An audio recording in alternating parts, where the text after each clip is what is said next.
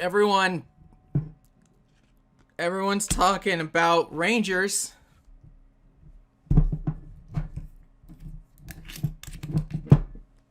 Everyone's talking about Rangers.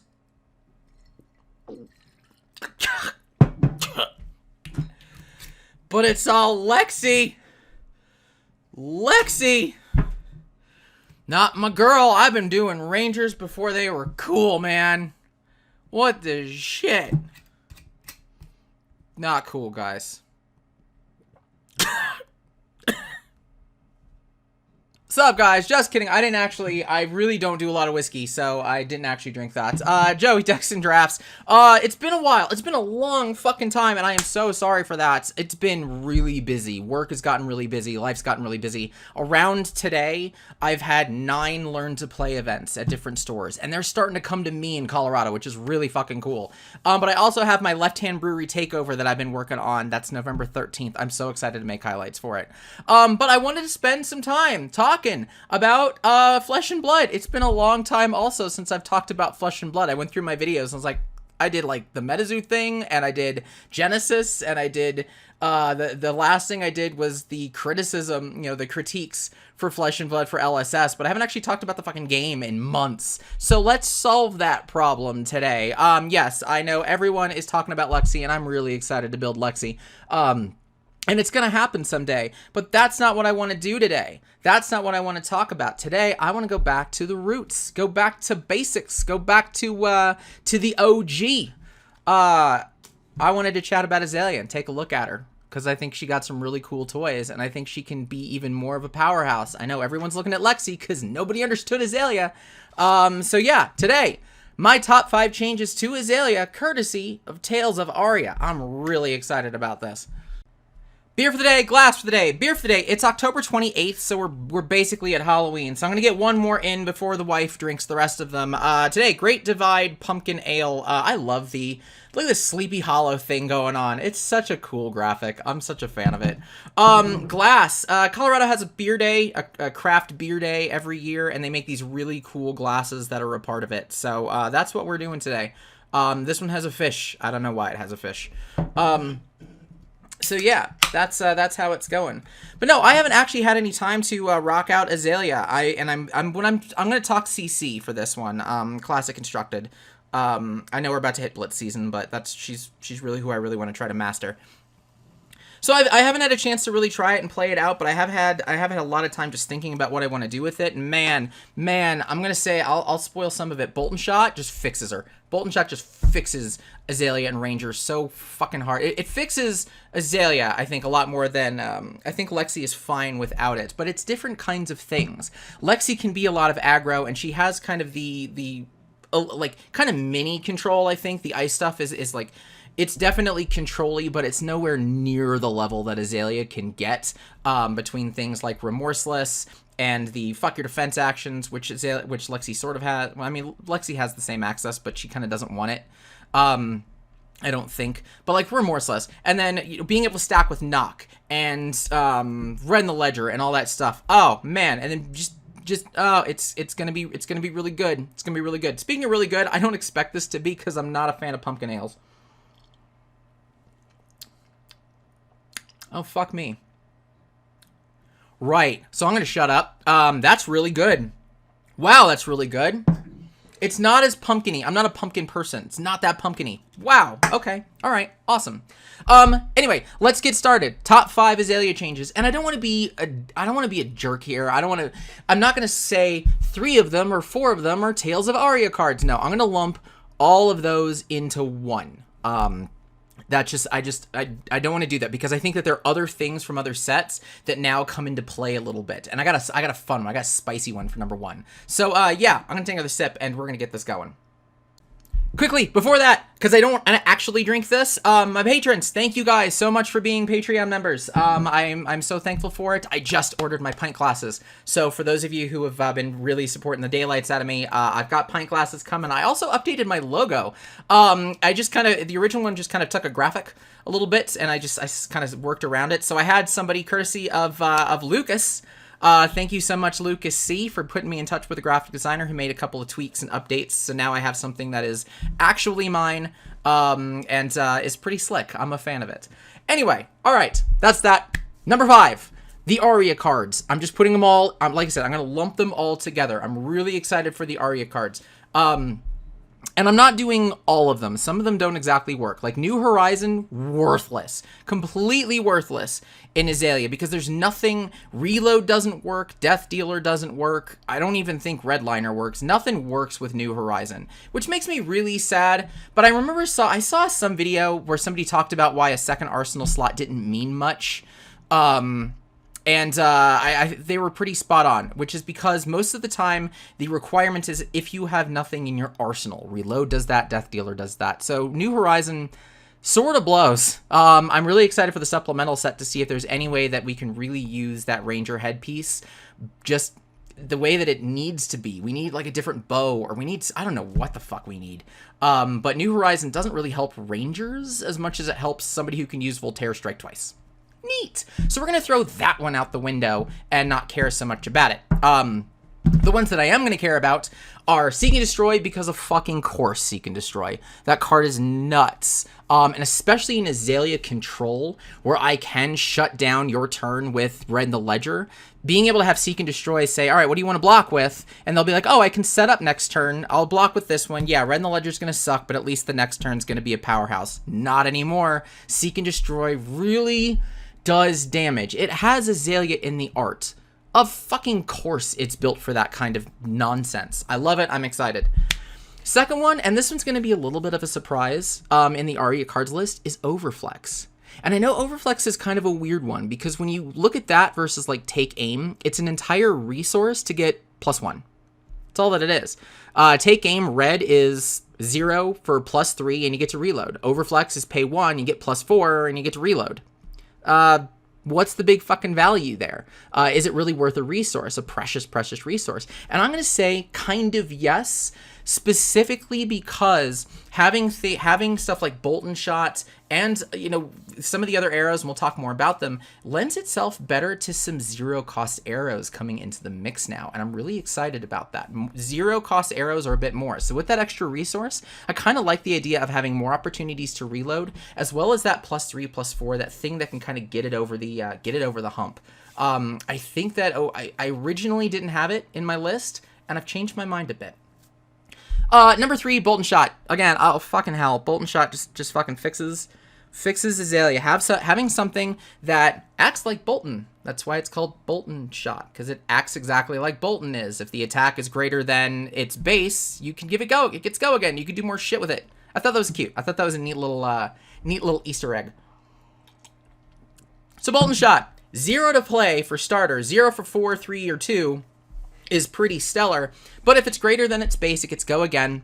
And if it hits, reload. And it's that reload that's just, chef's kiss. Being able to do that off of an arrow, which you can already kind of do off of Pathing Helix, but you don't get the go again off of Pathing Helix.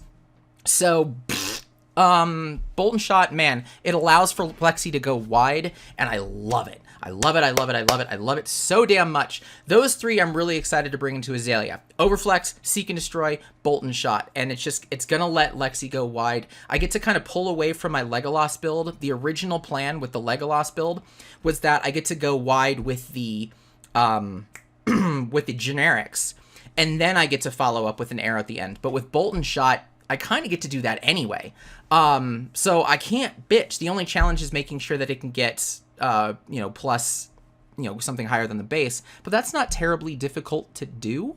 So I'm not terribly worried about it. That doesn't mean I'm going to get rid of all of the generics. You bet your ass I'm keeping Exude Confidence in there, but yeah, Bolt and Shot's going to let me put a lot more arrows in, and I think there's going to be some spice. There's going to be some spice. So that's my number 5.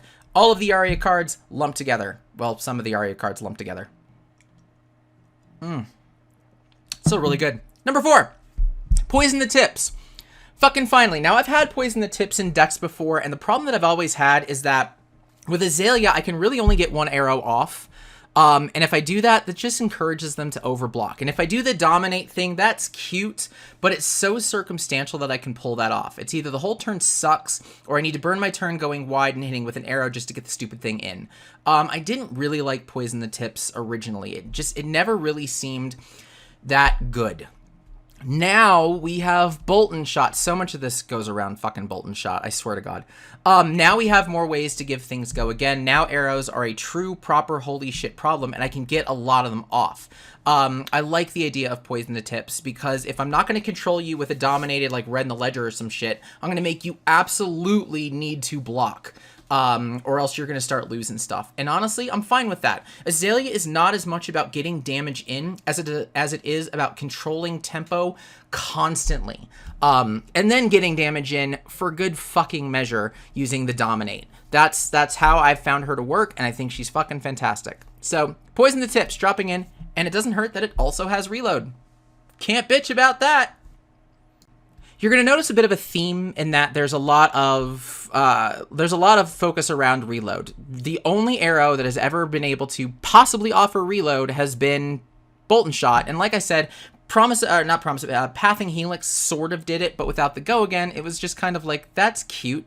It didn't do much. I had to use Snapdragons or I had to use Rate of Reflex to give it go again. So that reload gives me a lot of extra options, which means now, finally, number 3, which I've been talked to about for ages, fucking Plunder Run. I am finally putting Plunder Run in my damn deck. It's going to enhance the bolt and shot. It's going to let me keep going and going and going and going. I'm really just kind of looking at a lot of pump and a lot of arrows leveraging bolt and shot like fucking crazy.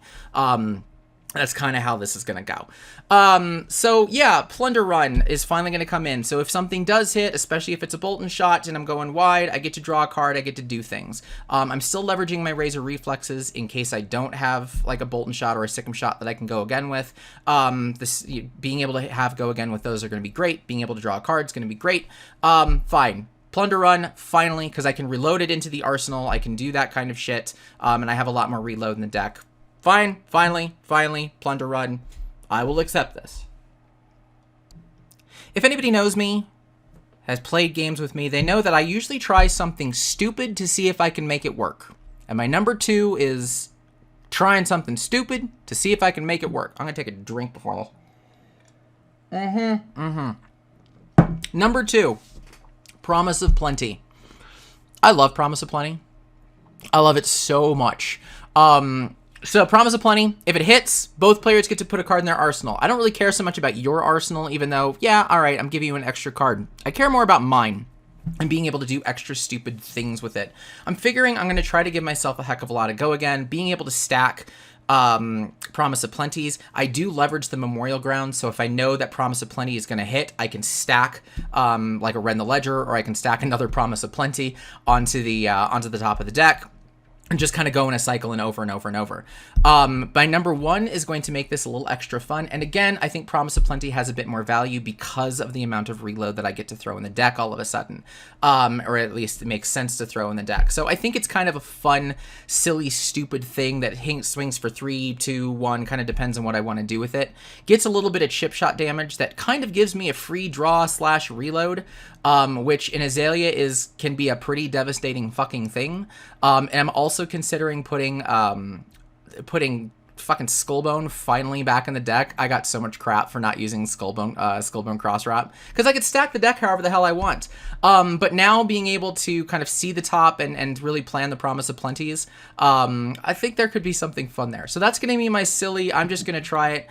I like Promise of Plenty. We'll see how it goes. If it doesn't, I'll throw in, I don't know what the hell, I'll probably throw in maybe some defense reactions finally for the first fucking time. I'm going to put defense reactions in the deck finally. I've learned my lesson. Number 1.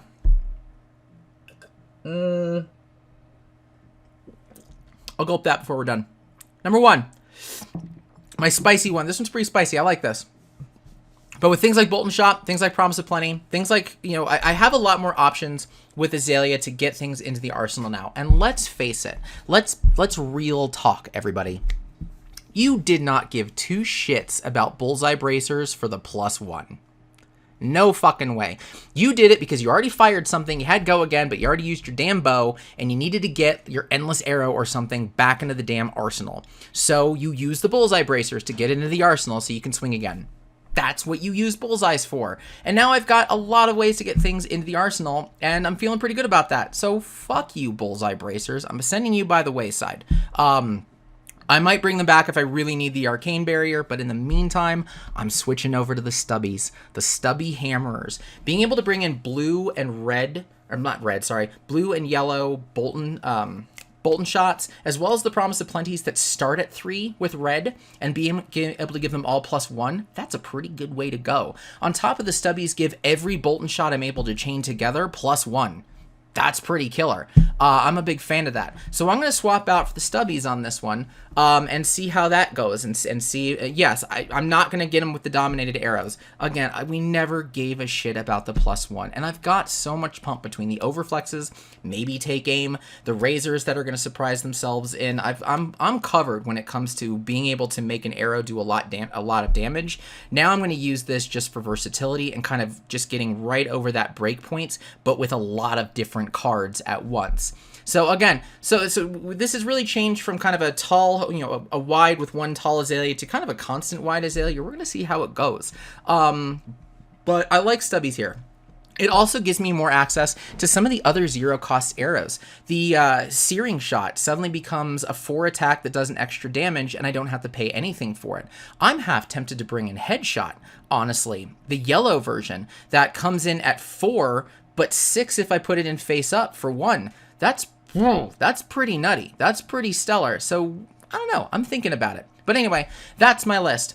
Bolton Shot, Seek and Destroy, and Overflex from Tales of Aria are ones I want to play with. Poison the Tips finally makes its mark, and really is just there to be a tempo killer. If I can't do Red in the Ledger every damn turn, maybe Poison the Tips is going to force you to block and discard like crazy, so that way you can only do one action anyway.